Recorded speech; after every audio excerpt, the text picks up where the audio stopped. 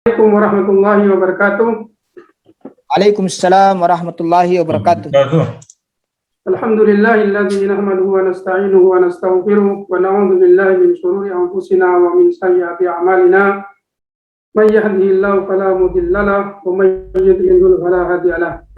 Asyhadu an la ilaha illallah wahdahu la syarika lahu wa asyhadu anna Muhammadan 'abduhu wa rasuluh. Usalli wa sallimu ala nabiyyina Muhammadin sallallahu alaihi wasallam addal amanah wa ballaga risalah wa nasahal ummah wa tarakaha ala syari'atil bayda lailuha kanahariha la yazidu anha illa halik. A'udzu billahi minasyaitonir rajim. Bismillahirrahmanirrahim. Wal 'asri innal insana lafi khusrin illa alladzina amanu wa 'amilus solihati wa tawasaw bil haqqi wa tawasaw bis sabr. Saudara-saudara yang saya hormati, para guru saya, orang tua saya, teman-teman saya, saudara-saudara saya yang hadir pada kegiatan lewat Zoom malam hari ini maupun lewat Facebook. Saya minta tolong ke admin, barangkali nanti bisa ditampilkan materi presentasi saya karena tidak banyak yang mau saya sampaikan. Ada sekitar 30 menit sesuai dengan kesepakatan dengan teman-teman panitia. Ada pertanyaan besar bahwa apakah kita sudah merdeka? Ini saya anggap satu pertanyaan klasik tapi juga harus dijawab oleh kita semua. Saya kemudian membawa alam berpikir kita dalam menjawab pertanyaan ini pada dua paradigma. Pertama adalah paradigma makro dan paradigma mikro. Memang agak akademis, tapi sesungguhnya penjelasan saya ini dapat kita dapat kita bawa kepada kehidupan dan perspektif keseharian kita. Apa yang dimaksud dengan perspektif makro? Perspektif makro adalah perspektif di mana kita berpikir mengukur kemerdekaan itu pada skala komunitas kita. Di slide saya yang kedua coba bisa ditampilkan apa yang misalnya dikemukakan oleh Chris Hedges. Itu adalah seorang jurnalis, presenter, dan penulis terkenal di Amerika Serikat. Sesungguhnya, apa yang disampaikan oleh Chris ini masih relevan dengan kondisi bangsa kita. Dia mengatakan, kita hidup saat ini di zaman dan di sebuah bangsa di mana dokter itu yang merusak kesehatan. Gitu.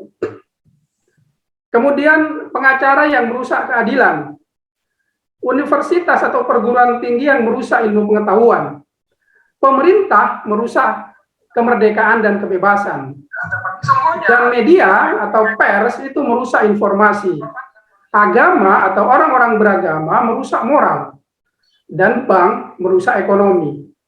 Ini masih relevan untuk kita renungkan pada skala komunitas, skala makro, bahwa entitas yang kita harapkan atau struktur yang kita harapkan menjadi pembentuk kemerdekaan itu masih belum wujud di tengah-tengah kehidupan kita. Mungkin yang ditulis oleh Hedges ini kasus di Amerika, tapi sepertinya ini menemukan linearitasnya juga dengan kasus Indonesia yang sudah merdeka 76 tahun.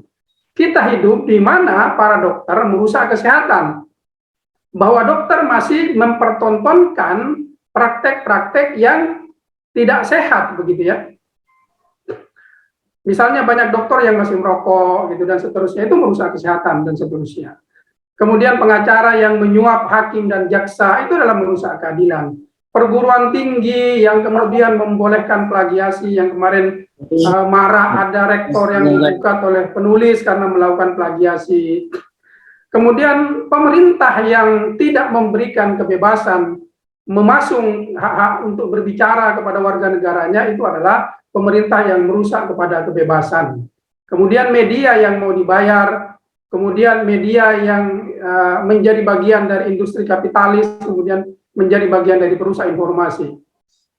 Dan tokoh-tokoh agama yang tidak mempraktikkan agama secara benar, itu adalah perusak moral. Dan bank-bank yang beroperasi merusak ekonomi, mereka adalah lintah darat, bukan memperbaiki ekonomi masyarakat. Nah, ini paradigma yang coba kita potret dalam skala kita skala makro kita, skala komunitas kita, skala bernegara kita.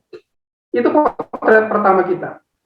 Jadi inilah yang dimaksudkan bahwa pada skala makro, pada skala nasional, kemerdekaan itu masih menjadi sesuatu yang bersifat normatif dan physically semata gitu. Jadi kalau para ahli mengatakan bahwa apa bedanya freedom dan liberty, maka ada hubungannya. Tetapi saya tidak akan membahas itu.